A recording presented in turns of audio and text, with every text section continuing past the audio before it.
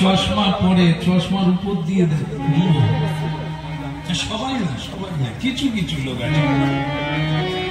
আমরা বলি জয় নিতাই, সে তখন দেখ কাকে চাই, হ্যাঁ জয় নিতাই, হ্যাঁ হ্যাঁ কাকে চাই, সে একবারও জয় নিতাই অভ্যাস নাই না। যেরকম রত্নাকর দস্যুকে রাম নাম বলতে বলেছিল, সে কি বলতে পেরেছিল? হ্যাঁ, পাপের জিহ্বায় রাম নাম হবে না। এই রাম নাম বলতে গেলে কিছু ভালো কাজ করতে হবে, নাহলে উচ্চারণ হবে না। তা যাই হোক, এখন নিমতলায় যারা বসে আছে তারা হরিনাম গাইছে, কিন্তু রাজার লোকেরা তো জীবনে হরিনাম করে না। তারা তখন বলে বাবা আমরা খেটে খেটে মরি, ঘাম ঝরিয়ে ফেলি। কেউ করেছে, শ্রীকৃষ্ণও সংসার করেছে, মহাপুরুষেরাও সংসার করেছে। যাদের সঙ্গে যুক্ত হবে তাদের কুল উদ্ধার হয়ে যাবে, তাদের মর্যাদা বৃদ্ধি হয়ে যাবে, তারা প্রণম্য হয়ে যাবে, দেবতাও আপনাকে প্রণাম করবে।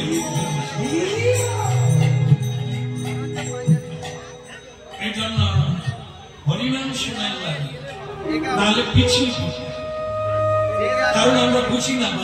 মেয়েটি বলল সুদেশ মা যার নাম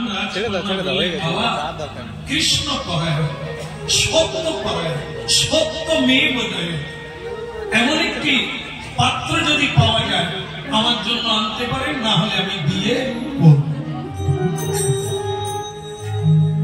এইবার রাজা খুঁজতে লাগলেন।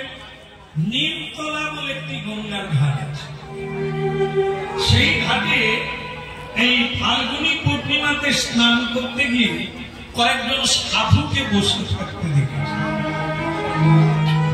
তো রাজা বললেন তাহলে আমি তাদেরই মধ্যে একজনকে এনে রাজকন্যা দেব, রাজ্য দেব, তাহলে আমার কৃষ্ণ ভক্ত জামাই হয়ে যাবে, মেয়েও ভালো লাগে। ঠিক আছে,